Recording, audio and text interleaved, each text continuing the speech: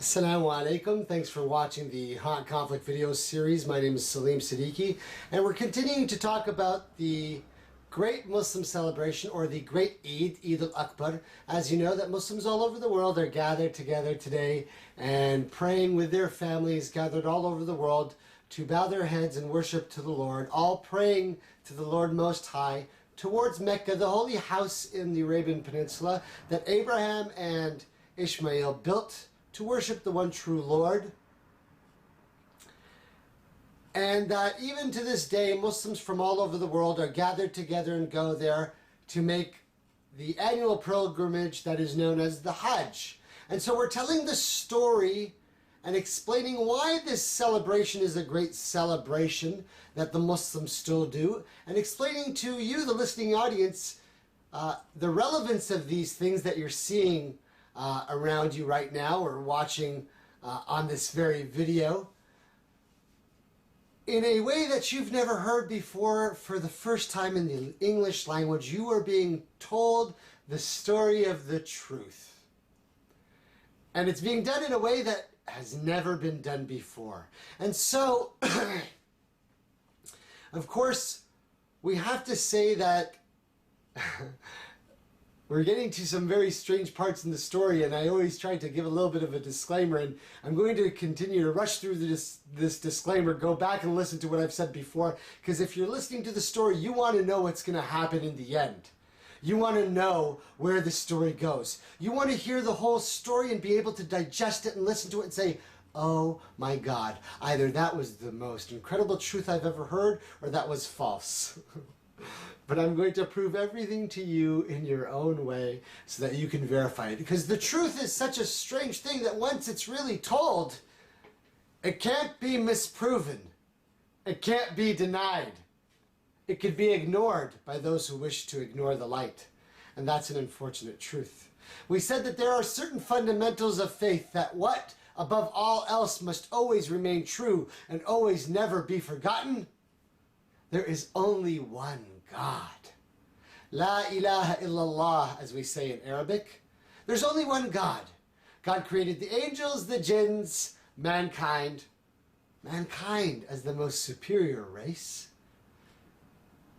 Mankind lives and dies, and our soul that was breathed into us lives on for all eternity. And all of this is the plan of the Lord.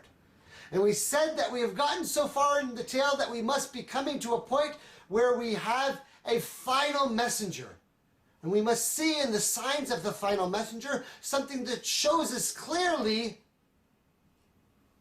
what is the end of the story. That his messengership and the law and the word that he comes in must be so clear that we all know the truth of the light, telling the truth of the story of what happened to not just you or me or who call themselves Muslims, but as we've maintained throughout this story and remembering the fundamentals, that I am no greater than anybody else or have no superior wisdom. All I know is the truth of the light. I am like any one of you, a son of Adam. And we've said, as we've gone through the story of the sons of Adam and this war that Adam reminded us of between our race and the other races of jinn, or interdimensional beings, or aliens. Yes, you've never been told the story like this. But it is a battle between darkness and light. And we got to this story where we were saying that the final prophet had gone on a miraculous event. Isra wal Mi'raj. The night travel, where he traveled from Medina on an animal by his body and traveled to the holy city of Jerusalem. And why that is important, go back to the other videos, and all the way to the story of Solomon and the building of the great house of God that Solomon built. As we've always referred to all of the bearers of the light as true and noble prophets, and the truth can never be denied by anyone who understands the story. And so we said, we as Muslims say Islam means submitting to the truth of the light. And a Muslim is one who submits that way. And that is what the messenger of God, the final messenger, told us. And so what continued to happen is on his night journey, he prayed and led the prayer of all the prophets and bearers of the light. And it was after that moment that they shook each other's hands and hugged each other and embraced. Oh, what a beautiful thing. Can you imagine such a glorious occasion? But then, as I told you in this tale that you're listening to the first time in the English language, the story must get stranger. It is at this point that we say that the prophet ascended. No one has ever done this before. Ascend like only the last prophet of God, Jesus, son of Mary, had done. As we know in the story, listen back to it, that Jesus, son of Mary, ascended. It is at this point that Gabriel told the prophet Muhammad, you are going to ascend.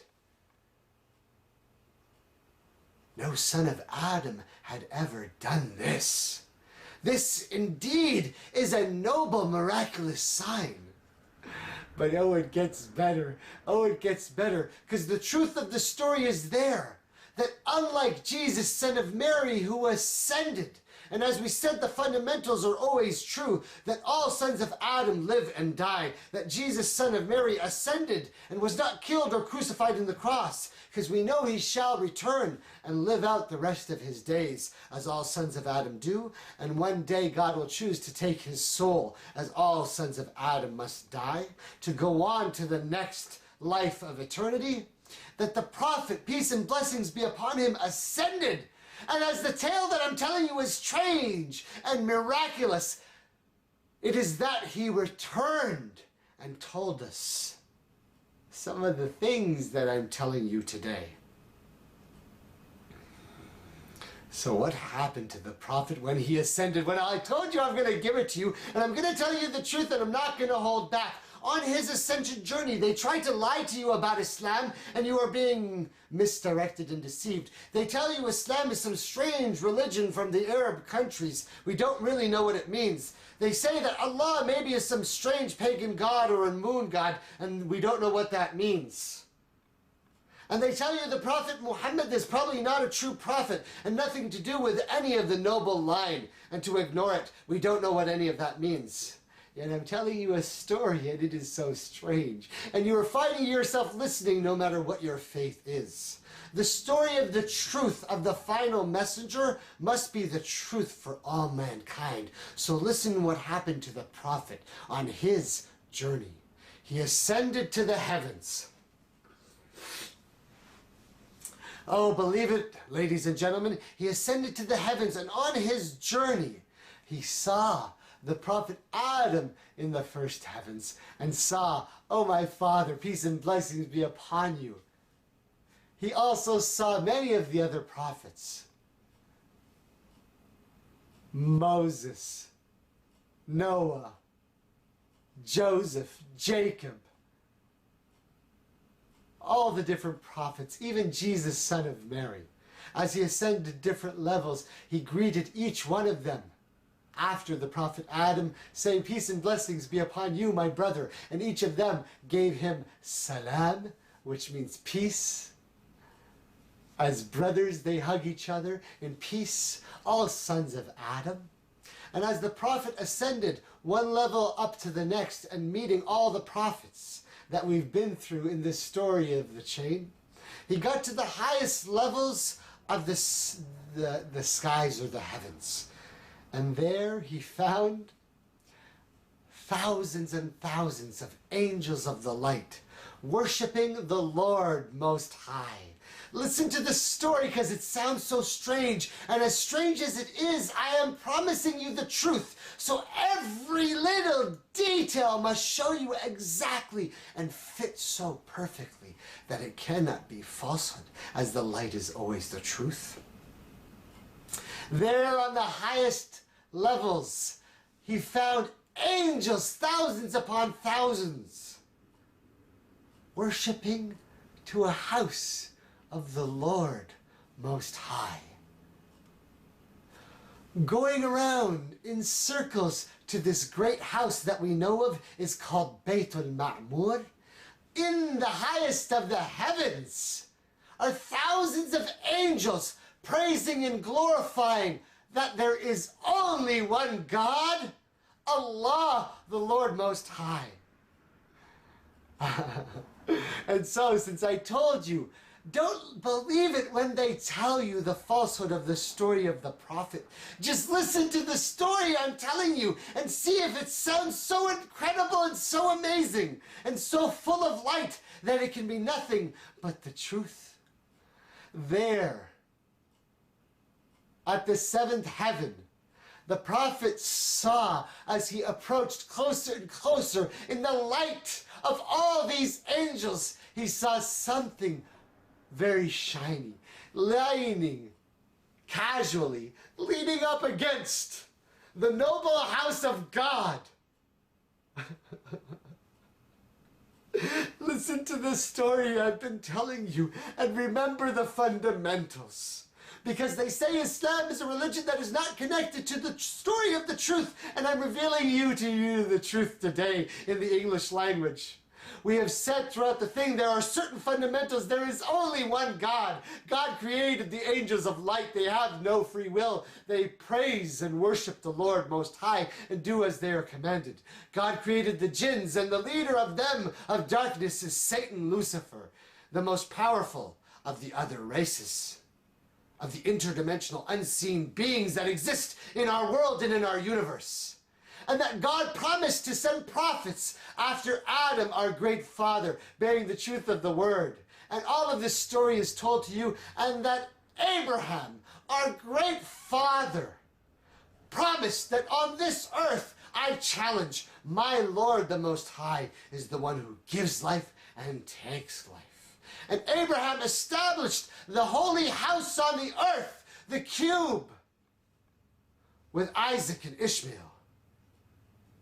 So there, on the highest levels, the prophet goes and sees who is leaning there, relaxing, with his head resting against the great house of the Lord up in the skies. Of course, if the story of truth is true, it must tell everything and include everybody. Muslims are not those who say, we are the chosen people. Islam is the truth of the light. There is Abraham, our great and noble father, the one who established the truth of the light on this earth for our planet, the one who prayed for God to bless him, is sitting there in the most noble of status. But I told you the story must get stranger, because it is at this point that the prophet, peace and blessings be upon him,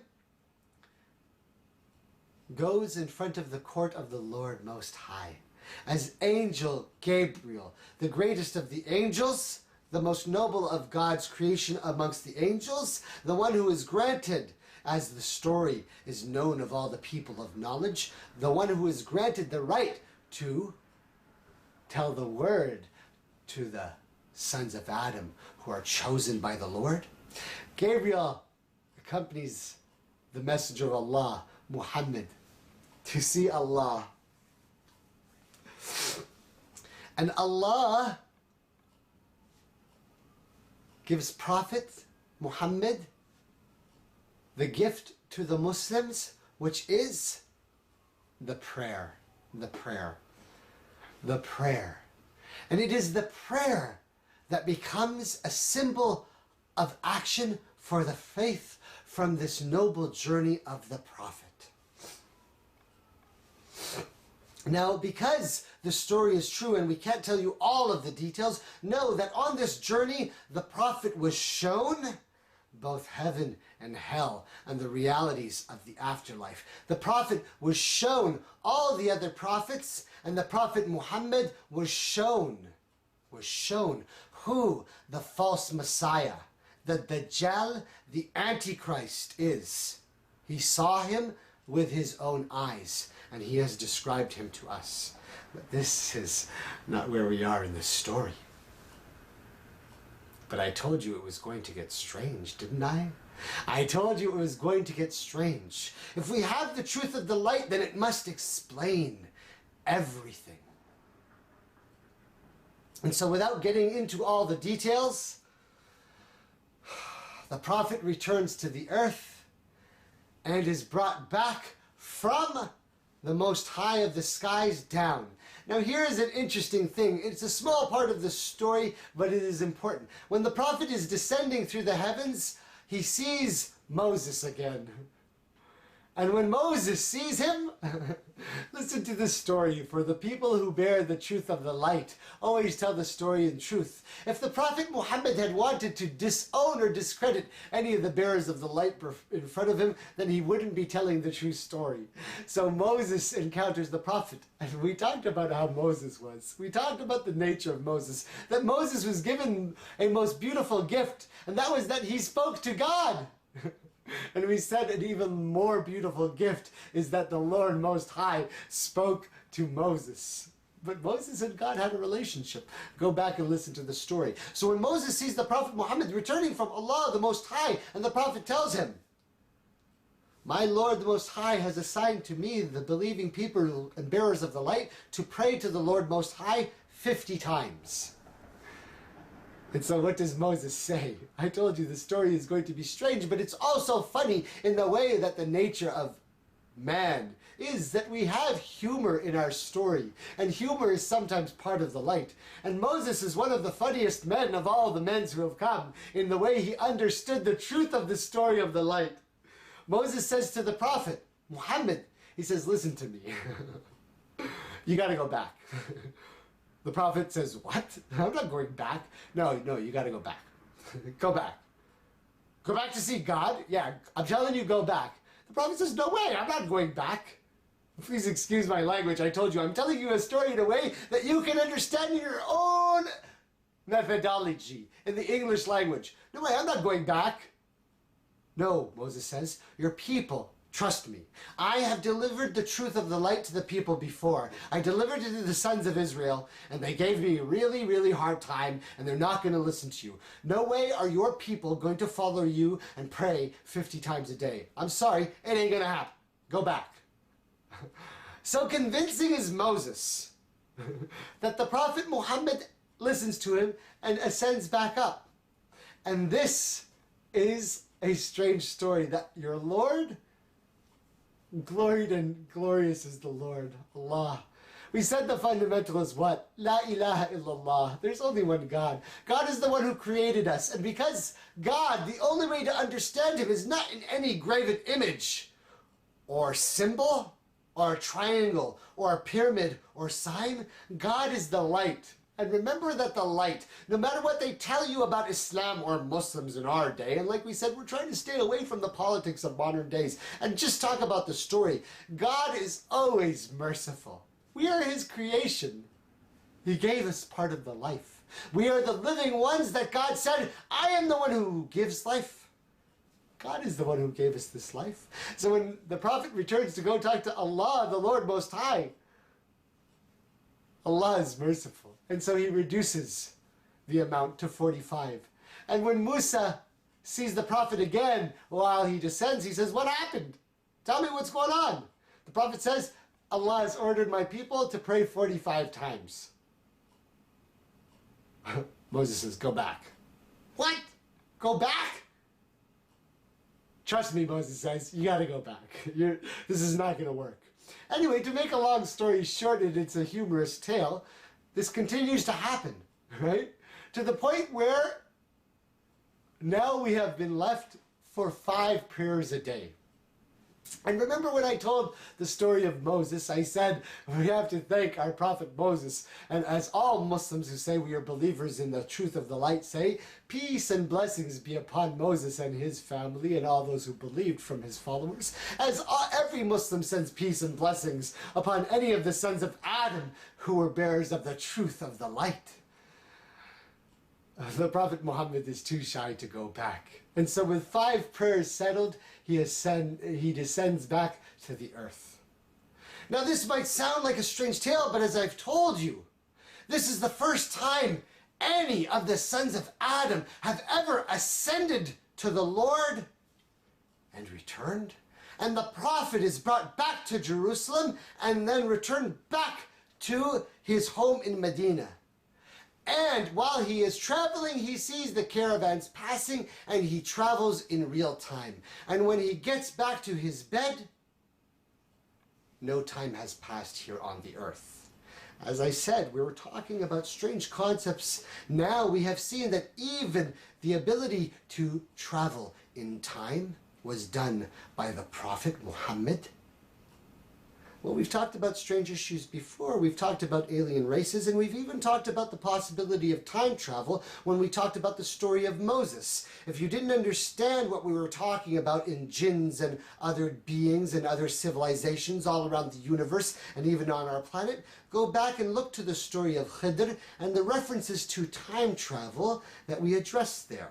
As I said, you're hearing everything put together in the story of the truth today, brothers and sisters.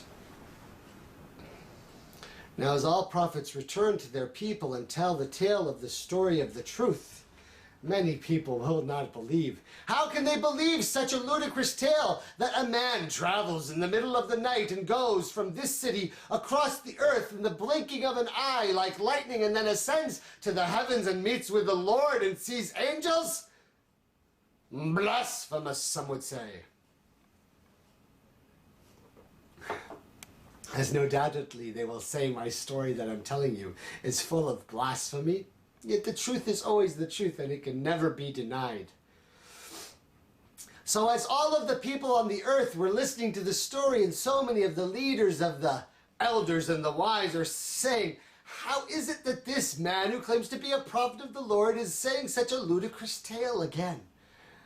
And it is at this point that Abu Bakr, the most closest and dearest friend of the Prophet Muhammad, the leaders of the great people come to Abu Bakr. He is one of the elders of many of the great tribes and a noble man amongst the people. They tell him, you follow this man called Muhammad. And you believe what he says. Well, he just told us a tale that he traveled all the way to Jerusalem and then up into the skies and then returned, all of it in one night. And Abu Bakr says, I believe that.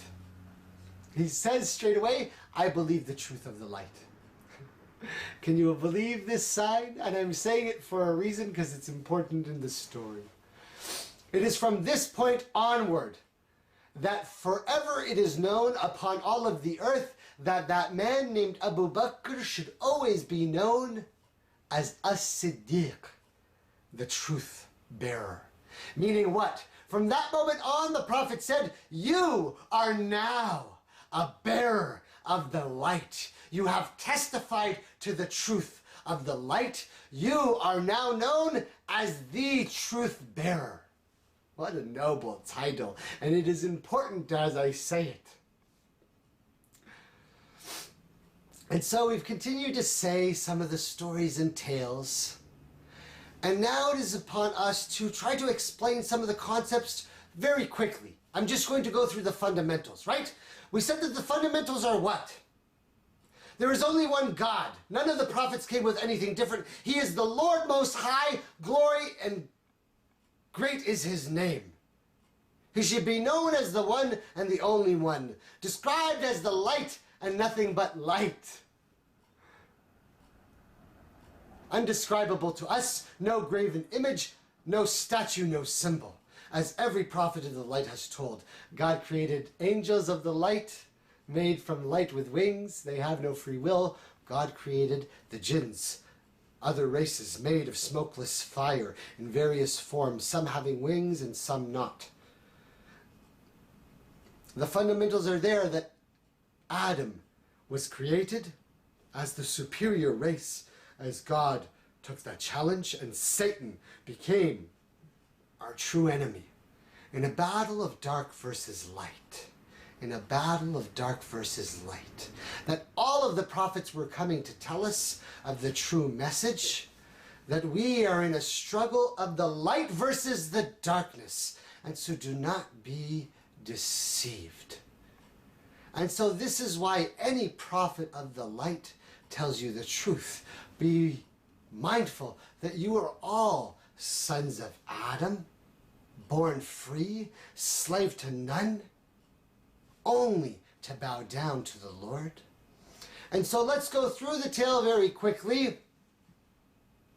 That the Muslims are granted glory and status, and the empire rises, and Mecca is taken over by the Muslims, and all of the pagan statues are reduced to crumble, and the house of God in Mecca is now being worshipped to Allah, the Lord Most High, and the Lord alone. And the Prophet leads the Muslims to take over these lands so that only the worship of the Lord is there. But what are the signs and symbols and the rituals of Islam that you know of, so that you can recognize, is any of this from the truth, or is this totally misguidance? Well, we've said the fundamentals, and you know the fundamentals, and all the prophets never changed the fundamentals, but we have these things called pillars in Islam. And so if you ask a Muslim what are pillars, they will tell you it is the statement of faith that we bear witness that there is only one God, and the Prophet Muhammad is his messenger, and that we pray 5 times a day, and that we give of some of our money that God blesses us to the poor, and that we fast in the month of Ramadan, not eating any food or drink from sunrise till sunset, and that we do this ritual called the Hajj. Well, those are the rituals that everybody's heard of and everybody knows of, but nobody knows what they're really for and what they really mean. And so if I'm going to explain to you the story and have it make sense, then you must understand every part of the story and why it is there. And when I tell you the reasons that it is there, it should be clear to you that this agrees with the way the whole story has been told from beginning to end, because there should be no difference. Now comes the most amazing parts. We are going to describe and show you why it is that we're claiming this truth, that Muhammad is the seal and final messenger to all of mankind. That is a noble, noble task and a noble, noble claim. You should be understanding in the story that we have continued to have chains of prophets bringing the message to their people. And in the last prophet, Jesus, there were those who were trying to say, this is a message of the light to be spread to all the lands, not just limited to certain people. But the tribes of Israel were still trying to control the message of the light just within their people and within their bloodline. And we know why they did it. If you don't understand why they were trying to make sure it was only within their bloodline, go back and listen to the story. Because the reasons they had were legitimate and true for their time, and freaky beyond anything you've ever heard. If you're still listening to the story, then you know what was going on with the blood of Adam. But so we have now in the tale something dramatic that has changed. A new sign is coming to the earth with a new prophet bearing the truth. And the evidence that he is the seal of the prophets and the bearer of the word is about to be given to you. Let me stop and take a break, please.